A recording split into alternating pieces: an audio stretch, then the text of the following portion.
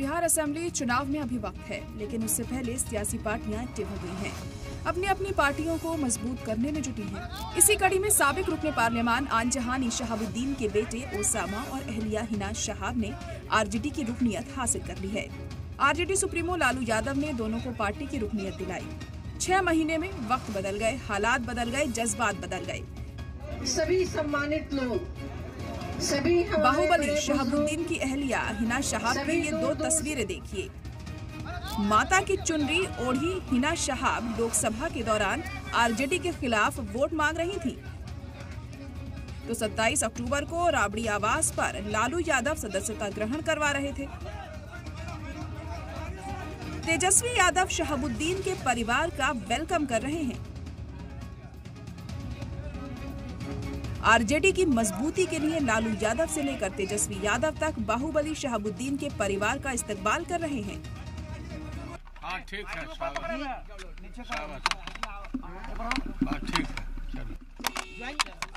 Party में मजबूती मिलेगी सर। हिना साहब जो कि स्वर्गीय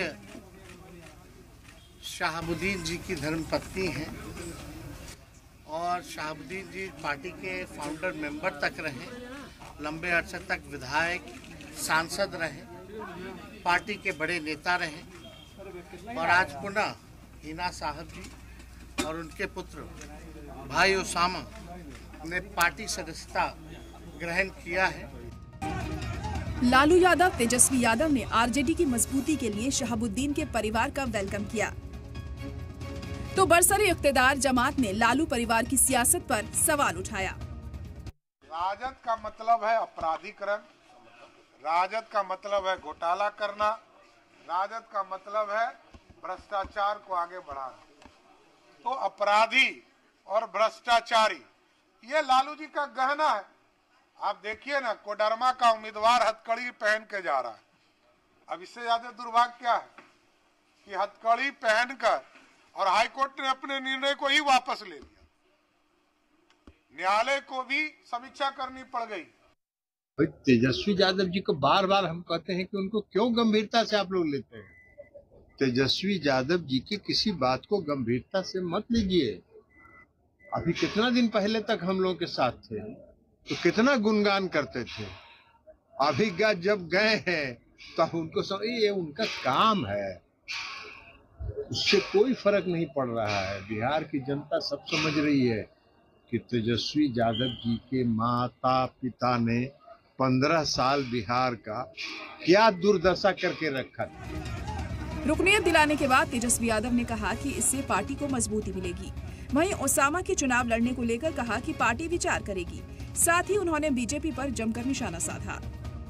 जो असल मुद्दा है बेरोजगारी का है, गरीबी का है, महंगाई का है, पलायन का है, बिहार के विकास का है। लेकिन बीजेपी और मौजूदा एनडीए सरकार विकास की बात ना करके विनाश की बात करना चाहती है और उसी दिशा में वो लोग काम कर रहे हैं। बिहार की न्याय प्रिय जनता, ये बुद्ध की धरती रही, हमेशा से अमन चैन शांति का माहौल बना रहे, यही बिहार की जनता चाहती है। तो आज हम सब लोग एकजुट हुए हैं और सब लोग मिलकर के पार्टी को मजबूत करने का काम करेंगे और सांप्रदायिक शक्तियों को भगाने का काम।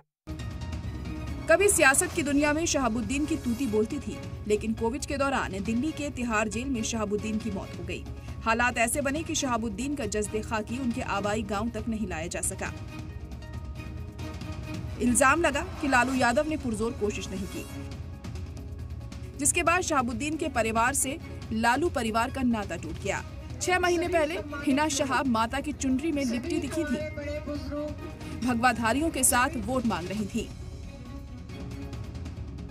आज सियासत का रंग बदल गया है और शहाबुद्दीन परिवार एक बार फिर आरजेडी के खेमे में आ गया है, जिस पर सियासी पारा हाई है। ब्यूरो रिपोर्ट, सलाम टीवी।